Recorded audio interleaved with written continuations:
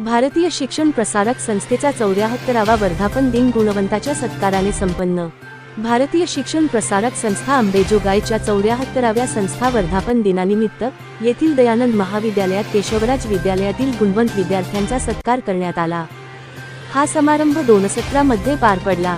पहिल्या सत्राच्या कार्यक्रमाचे अध्यक्ष स्थानिक समन्वय समिती केशवराज शैक्षणिक संकुल लातूरचे अध्यक्ष धनंजय तुंगीकर, पर्यावरण रक्षक व सामाजिक कार्यकर्ते बारीपाडा धुळे येथील पद्मश्री चैत्राम पवार तर प्रमुख अतिथी म्हणून लोकनेते विलासराव देशमुख शासकीय वैद्यकीय महाविद्यालय लातूरचे अधिष्ठाता डॉक्टर उदय मोहिते, दुपारच्या 7चे कार्यक्रमाचे अध्यक्ष केंद्रीय कार्यकारिणी सदस्य प्रवीण सरदेशमुख, विशेष अतिथी दत्तात्रय पवार, चैत्राम पवार तर कार्यक्रमासाठी संस्थेचे कार्यकारिणी सदस्य जितेश चापसी, संजय गुरव, केंद्रीय विद्यासभाचे संयोजक महेश कस्तुरे यांची उपस्थिती होती।